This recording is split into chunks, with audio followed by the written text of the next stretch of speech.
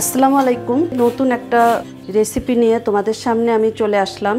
Bit তোমরা চেনো নিশ্চয়, বিটের জ্যাম অথবা বিটের হালুয়া বলতে পারো। আমি তোমাদেরকে বিটের হালুয়া কিভাবে তৈরি করতে হয় সেটা আজকে দেখাবো। আমি এরকম দুটো বিট নিয়েছি। অ্যাকচুয়ালি এটাকে বিট রুট বলা যায়, এটা শেকড় জাতীয় জিনিস, মাটির নিচে হয়। ভালো এবং হেলদি একটা ভেজিটেবল বলতে পারো। বিট দিয়ে আমরা অনেক ধরনের খাবার তৈরি করতে পারি। এটা জুস তৈরি করা যেতে পারে কিংবা হালুয়া তৈরি করা যেতে পারে অথবা জ্যাম। আমি আজকে তোমাদেরকে জ্যাম তৈরি করে দেখাবো। দেখো বিটের কালারগুলি কত সুন্দর, এখানে প্রকৃতি থেকে এদের মাঝে যে সুন্দর একটা কালার চলে আসছে। এখন এটাকে আমি 1 কাপ দুধ দেবো, এর ভিতরে 1 কাপ দুধ দিয়ে আমি এটা চুলোতে সিদ্ধ করে নেব। দেখো দুধ দেওয়ার সঙ্গে সঙ্গে এটার কীরকম একটা কালার চলে আসলো, দারুণ একটা কালার। বিটের জ্যাম তৈরি করার জন্য আমি 1 কাপ পরিমাণ সুগার নিয়েছি, প্রয়োজন হলে আমি আর একটু ব্যবহার করব। দুটো বিট নিয়েছি, এই সাইজের দুটো বিট নিয়েছি। কনডেন্স মিল্ক এখানে আমি 1 প্যাকেট নিয়েছি, বাট হয়তো অর্ধেকটা আমার লাগবে।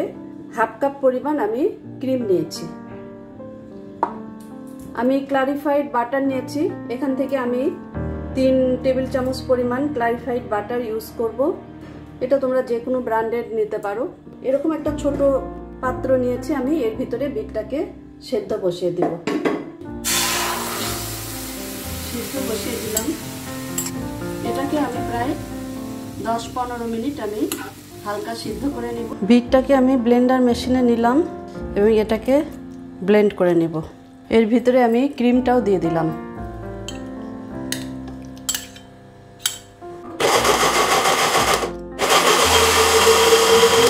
দেখো ব্লেন্ড আমার হয়ে গেছে। এখন আমি এটাকে চুলাতে বসিয়ে দেব। ক্লারিফাইড বাটার দিয়ে দিলাম আমি এখানে 2 টেবিল চামচ পরিমাণ আমি এখন দিয়ে দিলাম এবং বাকি আমি আর 1 টেবিল চামচ পরিমাণ নামানোর আগে দিয়ে দেব। বিটটা ঢেলে দিলাম।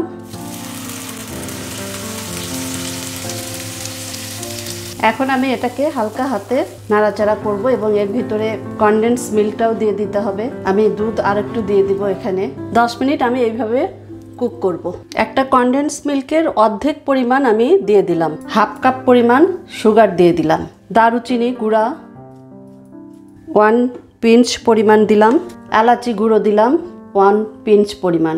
জ্যামটা যদি তোমরা রাখতে চাও তাহলে এয়ারটাইট বোতলে করে রাখতে হবে এবং এটাকে যখন তোমরা খুলবে তখন 1-1.5 মাসের ভিতরে শেষ করে ফেলবে।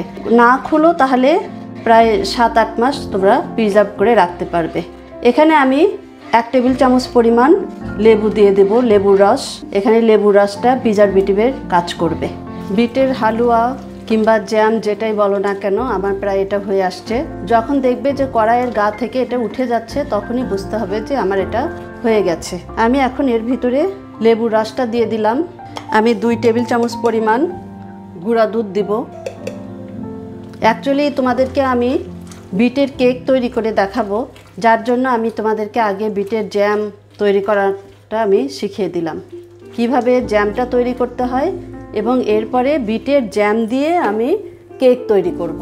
তোমরা যারা কেক শিখতে চাও তারা অবশ্যই আমার নেক্সট রেসিপিটা ফলো করবে। আমি 1 চা চামচ পরিমাণ ভ্যানিলা এসেন্স দিয়ে দিলাম।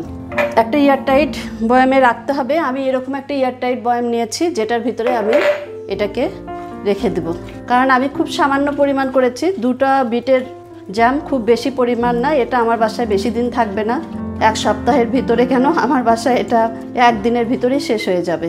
শুধু পছন্দই না, যথেষ্ট হেলদি, যার জন্য এটা আমার বাসায় খুব চলে। যাই হোক, এখানে আমি আর 2-3 মিনিট নাড়াচাড়া করে এটাকে আমি চুলা থেকে নামিয়ে ফেলবো।